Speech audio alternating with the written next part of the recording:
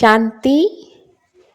गरीब निवाज बाबा तुम्हें कड़ी से हीरे जैसा बनाने आए हैं, तो तुम सदा उनकी श्रीमत पर चलो।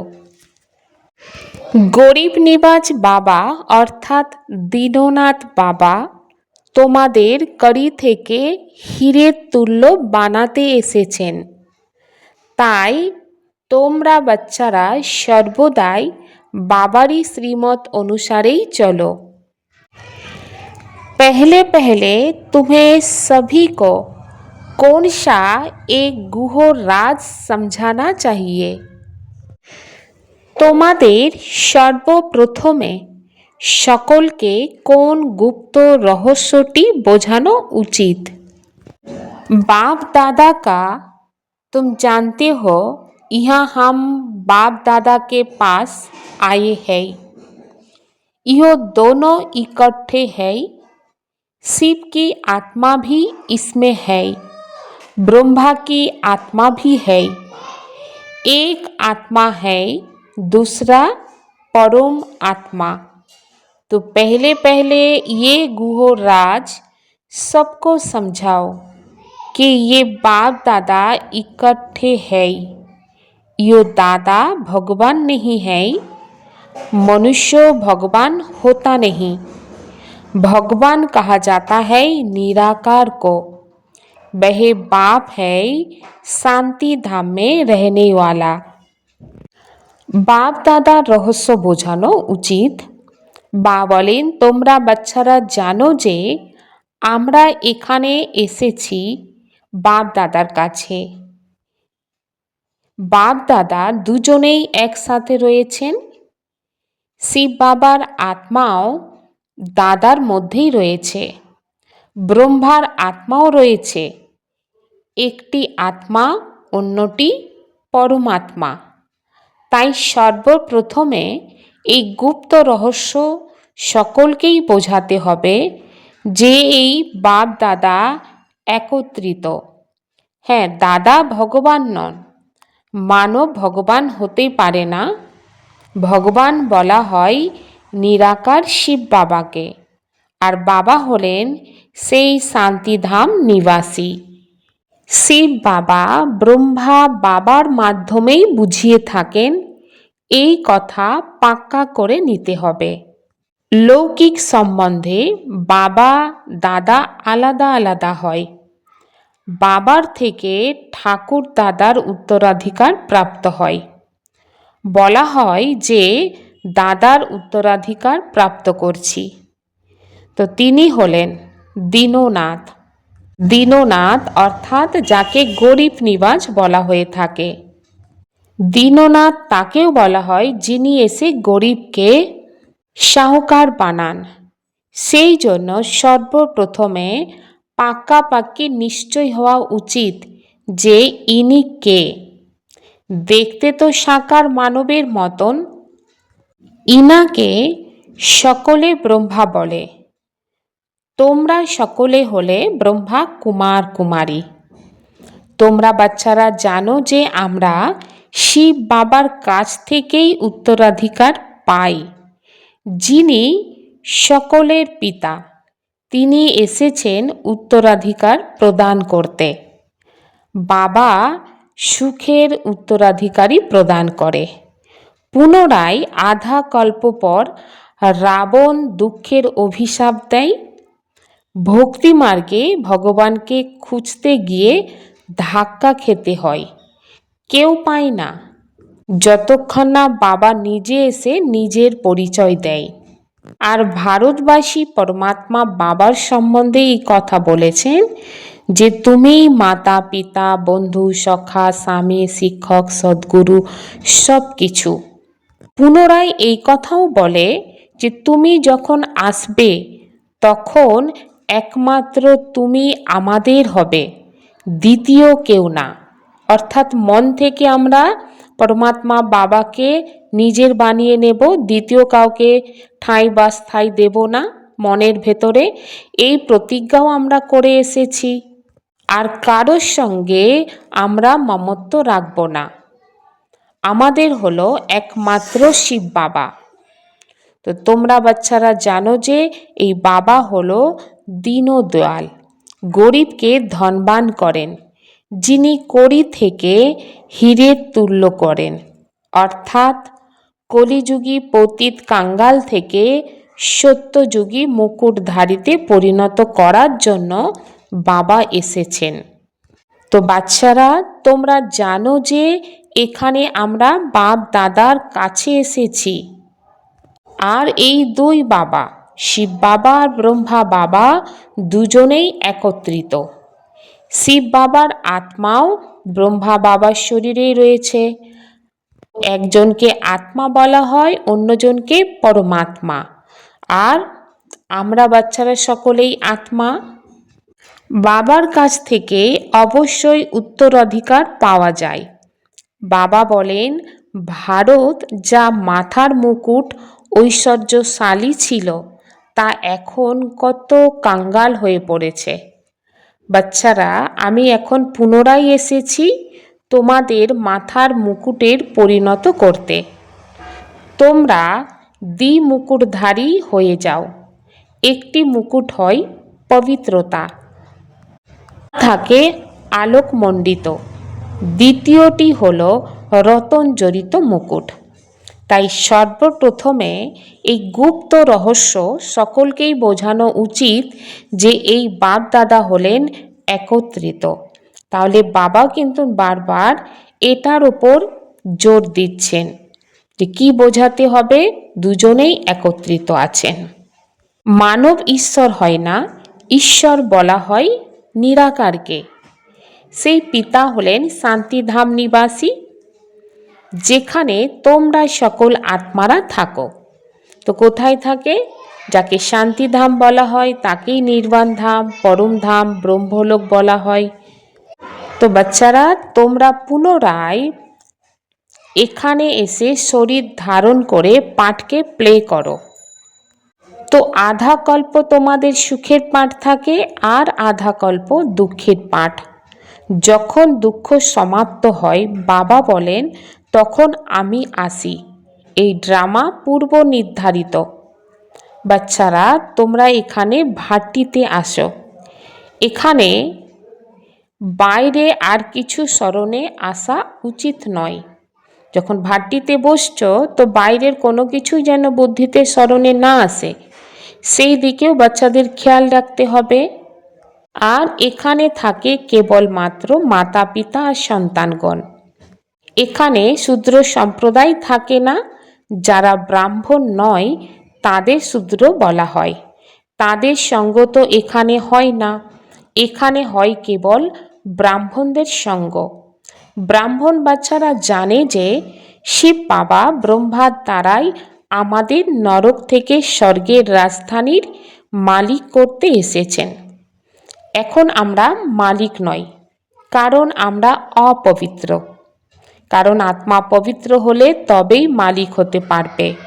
এক সময় আমরা বাচ্চারাই পবিত্র ছিলাম, পুনরায় 84 জন্ম পরিক্রমা করেছি, আর তার কারণে শত রজ তমতে এসে পৌঁছেছি। সিঁড়িতে 84 জন্মের হিসাব লেখা রয়েছে। বাবা বসে বাচ্চাদেরকে বোঝান, যে সকল বাচ্চাদের সঙ্গে সর্বপ্রথমে মিলিত হন, পুনরায় তাদেরকেই সর্বপ্রথমে সত্যযুগে আসতে হবে। तुम अब जानते हो हम भारतवासी गरीब हैं।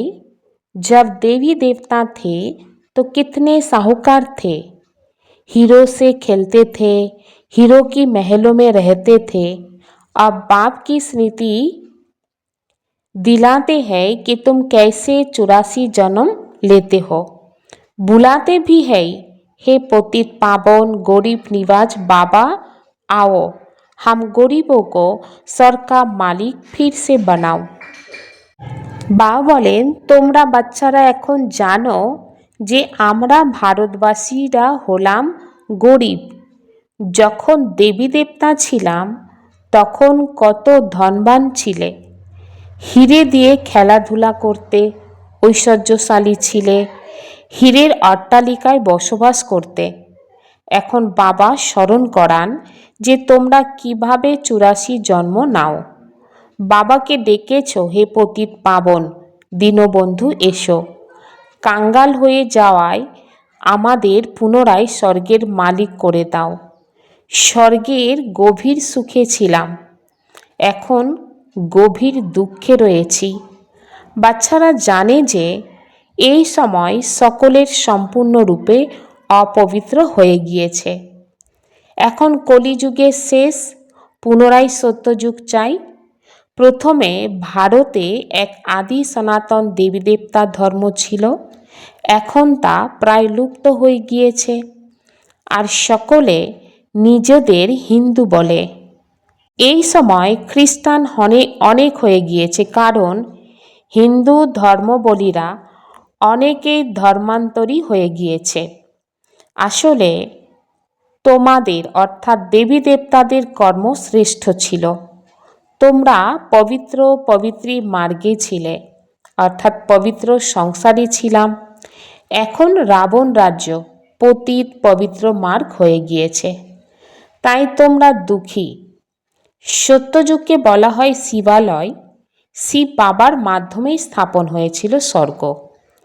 বাচ্চারা, বাবা বলেন আমি এসে তোমাদের শূদ্র থেকে ব্রাহ্মণ করে তোমাদের সূর্যবংশী চন্দ্রবংশীর রাজধানীর উত্তরাধিকারী প্রদান করে থাকি। ব্রহ্মা বাবারই মধ্যে শিব বাবা, তো এদেরকে ভুলে যেও না। শিব বাবা ব্রহ্মা বাবার মাধ্যমে আমাদের স্বর্গের যোগ্য করে তুলছেন, কারণ অপবিত্র আত্মা তো মুক্তিধামে যেতে পারে না যতক্ষণ না পর্যন্ত পবিত্র হয়। এখন বাবা বলেন আমি এসে তোমাদের পবিত্র হওয়ার পথ বলে দিই। আমি তোমাদের পদমপতি স্বর্গের মালিক করে গিয়েছিলাম। অবশ্যই তোমাদের স্মৃতিতে এসেছে যে আমরাই স্বর্গের মালিক ছিলাম। সেই সময় আমরা অতি অল্প সংখ্যক ছিলাম, এখন তো কত অসংখ্য মানব। সত্যযুগে হয় 9 লক্ষ। তবেই বাবা বলেন আমি এসে ব্রহ্মার দ্বারাই স্বর্গের স্থাপনা আর শঙ্কর দ্বারা বিনাশ ঘটাই। কল্প পূর্বের মতো সকলে কত বোমা তৈরি করেছে। 5000 বছর পূর্বেও এই মহাভারত লড়াই হয়েছিল। ঈশ্বর এসে রাজযোগ শিখিয়েছিলেন, মানবকে নর থেকে নারায়ণের পরিণত করেছিলেন। তাহলে অবশ্যই কলিযুগী পুরানো দুনিয়ার বিনাশ হওয়া উচিত। সমগ্র দুনিয়া আগুন লাগবে, তা না হলে বিনাশ কিভাবে হবে?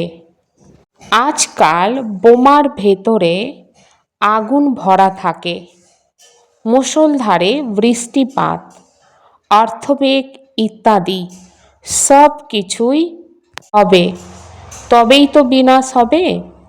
তো পুরানো দুনিয়ার বিনাশ আর নূতন দুনিয়ার স্থাপনা হয়।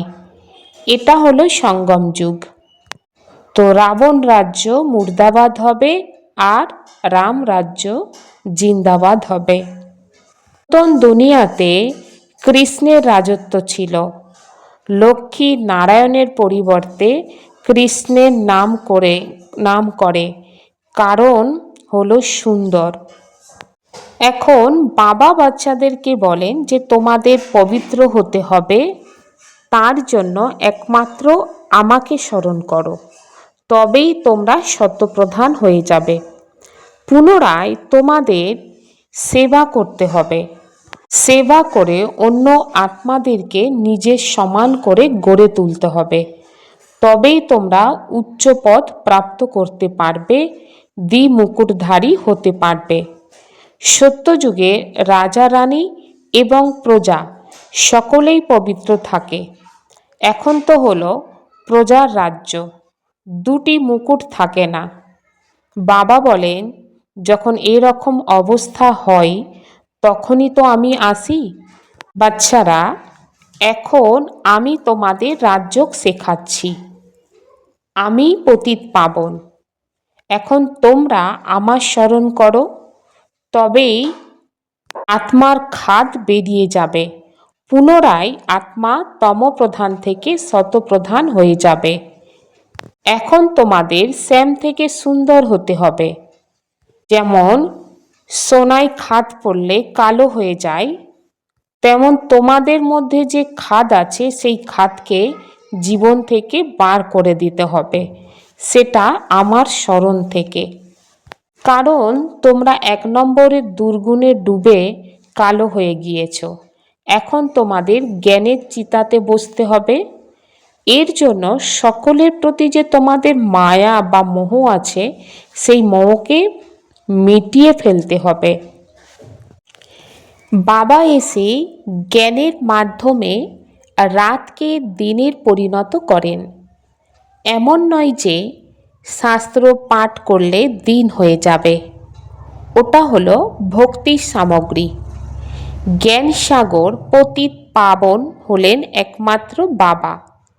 তিনি এসে বাচ্চাদেরকে সৃষ্টির জ্ঞান বোঝান এবং যোগও শেখান।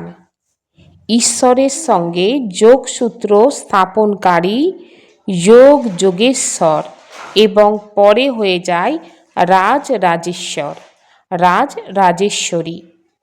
তোমরা ঈশ্বরের মাধ্যমে রাজারও রাজা হয়ে যাও। যারা পবিত্র রাজা ছিল তারাই পরে পতিত হয়ে যায়। নিজেই পূজ্য পুনরায় নিজেই পূজারী হয়ে যায়। এখন যতখানি সম্ভব বাবার স্মরণের যাত্রায় থাকতে হবে। যেমনভাবে প্রিয়তমা তার প্রিয়তমকে স্মরণ করে, যেমনভাবে কন্যার বাগদান পর্ব পাক্কা কথা সমাপ্ত হলে পরে একে অপরকে স্মরণ করতে থাকে, ঠিক তেমনভাবেই তোমাদের বাবাকে স্মরণ করতে হবে। দুঃখে সকলেই বাবাকে স্মরণ করে, হে ঈশ্বর দুঃখ হরণ করো, সুখ প্রদান করো। এখানে তো না শান্তি রয়েছে না সুখ আছে। সত্যযুগে এই দুই থাকবে, শান্তিও থাকবে সুখও থাকবে। এখন তোমরা বাচ্চারা জেনেছো যে আত্মারা কিভাবে 84 জন্মের পার্ট প্লে করে। ব্রাহ্মণ, দেবতা, ক্ষত্রিয়, বৈশ্য, শূদ্র হয়। 84 সিঁড়ি বুদ্ধিতে রয়েছে। এখন যতখানি সম্ভব হতে পারে ততখানি বাবাকে স্মরণ করতে হবে, তবেই পাপ খণ্ডিত হবে। কর্ম করতে করতে বাবার স্মরণ যেন থাকে। বাবার দ্বারাই আমরা স্বর্গের উত্তরাধিকার গ্রহণ করছি। বাবা এবং উত্তরাধিকারকে স্মরণ করতে হবে। স্মরণের দ্বারাই পাপ খণ্ডিত হয়ে যাবে। যত স্মরণ করবে ততই পবিত্রতার আলো আলোকময় হতে থাকবে, খাদ বেরিয়ে যাবে। সেই জন্য বাবা বাচ্চাদেরকে বলেন যে যতখানি সম্ভব বাচ্চাদের সময় বের করে বাবা স্মরণ করার ব্যবস্থা করতে হবে। সকাল সকাল সময় ভালো পাওয়া যায়, এই পুরুষার্থ করতে হবে। অবশ্যই গৃহস্থ জীবনে থাকো, বাচ্চাদের লালন পালন করো, কিন্তু ধ্যান রাখতে হবে এই অন্তিম জন্মে পবিত্র আমাকে হতেই হবে। এখন তোমরা কাম চিতা থেকে জ্ঞানের চিতায় বসেছ। এই পাঠ অতি উচ্চ মার্গের। এর জন্য স্বর্ণ পাত্র চাই, অর্থাৎ বুদ্ধিকে সোনার মতন বানাতে হবে। তোমরা বাচ্চারা বাবাকে স্মরণ করে সোনার পাত্রের পরিণত হও। আর স্মরণ ভুলে গেলেই পুনরায় লোহার পাত্রের পরিণত হয়ে যাও। তো বাবাকে স্মরণ করলেই স্বর্গের মালিক হবে। এটাই অতি সহজ। এখানে পবিত্রতা হলো মুখ্য বিষয়, আর সেটা স্মরণের যাত্রাই সম্ভব। বাবা বলেন 63 জন্ম তোমরা পতিত দুনিয়ায় থেকেছ। এখন শিবালয় অমরলোকে যাওয়ার জন্য তোমরা এই একটা জন্ম পবিত্র থাকো। তাতে কি হয়েছে? অনেক রোজগার হয়ে যাবে। 5 বিকারের ওপর বিজয় প্রাপ্ত করতে হবে, তবেই তো তোমরা জগজ্জিত হতে পারবে। তা না হলে পদ প্রাপ্ত কিভাবে হবে? বাবা বলেন, মৃত্যুবরণ তো সকলকেই করতে হবে। এ হলো অন্তিম জন্ম। পুনরায় তোমরা গিয়ে নূতন দুনিয়ায় রাজ্য করবে। হীরে জহরতের খনি পরিপূর্ণ হয়ে থাকবে। ওখানে তোমরা হীরে জহরতের মাধ্যমে খেলাধুলা করতে থাকবে। তাহলে এমন বাবার হয়ে ওনার মত অনুসারেই তো চলা উচিত, তাই না? শ্রীমতের মাধ্যমেই তোমরা শ্রেষ্ঠ হবে। রাবণের মত অনুসারে তো তোমরা ভ্রষ্টাচারী হয়ে গিয়েছ। এখন বাবা তোমাদের শ্রীমত দিচ্ছে, সেই শ্রীমত অনুসারেই চলো, তবেই তোমরা তমপ্রধান থেকে শতপ্রধান হতে পারবে। বাবাকে স্মরণ করতে হবে, আর কোনো কষ্ট বাবা দেন না। ভক্তি মার্গে তো তোমরা অনেক ধাক্কা খেয়েছ। এখন শুধু বাবাকে স্মরণ করো, আর এই সৃষ্টিচক্রকে স্মরণ করো। সুদর্শন চক্রধারী হও, তবেই 21 জন্মের জন্য তোমরা চক্রবর্তী রাজা হয়ে যাবে। অনেকবার তোমরা রাজ্য প্রাপ্ত করেছ এবং হারিয়ে ফেলেছ। অর্ধেক কল্প হলো সুখ, আর অর্ধেক কল্প হলো দুঃখ। বাবা বলেন, আমি প্রতি কল্পে সঙ্গমে আসি তোমাদের সুখধামের মালিক করে গঠন করতে। এখন তোমাদের স্মৃতি এসেছে যে আমরা কিভাবে পরিক্রমা করি। এই চক্র বুদ্ধিতে রাখতে হবে। বাবা হলেন জ্ঞানের সাগর। তোমরা এখানে অসীম জগতের বাবার সম্মুখে বসে রয়েছ। সর্বোচ্চ ঈশ্বর প্রজাপিতা ব্রহ্মার মাধ্যমে তোমাদের উত্তরাধিকার প্রদান করছেন। তাহলে এখন বিনাশের পূর্বে বাবাকে স্মরণ করো আর পবিত্র হয়ে যাও।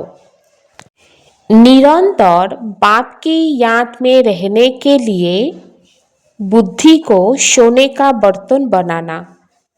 कर्म करते भी बाप की याद रहे, याद से ही पवित्रता की लाइट आएगी। নিরন্তর বাবার স্মরণে থাকার জন্য বুদ্ধিকে স্বর্ণ পাত্রের পরিণত করতে হবে। কর্ম করতে করতে বাবাকে স্মরণ করতে হবে। স্মরণের দ্বারাই পবিত্রতার লাইট আসতে থাকবে। मुरली कभी मिस नहीं करनी है। ड्रामा के राज को यथार्थ रीति समझना। भट्टी में कुछ भी बाहर का याद ना आए। মুরলি কখনোই মিস করা উচিত নয়। ড্রামার রহস্যকে সঠিকভাবে বুঝতে হবে। ভাট্টিতে যেন বাইরের কিছু স্মরণে না আসে। आपस में एक दो की विशेषता देखने और वर्णन करने वाले श्रेष्ठता संपन्न हरिहंस भव। संगम युग पर हर बच्चे को नॉलेज द्वारा कोई ना कोई विशेष गुण अवश्य प्राप्त है। इसलिए होली हंस बन हर एक की विशेषता को देखो और वर्णन करो। जिस समय किसी की कमजोरी देखते या सुनते हो तो समझना चाहिए कि ये कमजोरी इनकी नहीं, मेरी है। নিজেদের মধ্যে একে অপরের বিশেষতাকে দেখে আর বর্ণনা করে শ্রেষ্ঠত্বে সম্পন্ন হরিহংস হও। সঙ্গম যুগে প্রতিটি বাচ্চার নলেজের দ্বারাই কোনো না কোনো বিশেষ গুণ অবশ্যই প্রাপ্ত হয়েছে। এই জন্য হরিহংস হয়ে প্রত্যেকের বিশেষতাকে দেখো আর বর্ণনা করো। যে সময়ে কারো দুর্বলতা দেখছ বা শুনছ, তো বুঝতে হবে যে এই দুর্বলতা এর নয়, আমার। কেননা আমরা সবাই হলাম এক বাবার, একই পরিবারের, একই মালার মণি। যেরকম নিজের দুর্বলতাগুলিকে প্রসিদ্ধ করতে চাও না, এই রকম অন্যদের দুর্বলতাগুলি বর্ণনাও করবে না। হোলি হংস মানে বিশেষতাগুলিকে গ্রহণ করা আর দুর্বলতাগুলিকে समाप्त करा। समय को बचाने वाले तीव्र पुरुषार्थी ही सदा विजयी है। সময়কে বাঁচানো তীব্র পুরুষার্থী হল সর্বদাই বিজয়ী। একতা আর বিশ্বাসের বিশেষতার মাধ্যমে সফলতা সম্পন্ন হতে হবে। যেরকম মনের বিশেষতা থাকে, একই রকমের দানার মালার একটি সুতোতে বাঁধা থাকে, সেই রকম তোমরা সকল বৈজয়ন্তী মালার মণিরা যখন একমত, একই লগনে, একরস স্থিতিতে থাকবে, তখন মালার দানা হতে থাকবে। যদি নিজেদের মধ্যে দ্বিমত হয়, তাহলে তারা দ্বিতীয় অর্থাৎ 16,000-এর মালার দানা হয়ে যায়। সকল আত্মার মঙ্গল হোক। ওম শান্তি।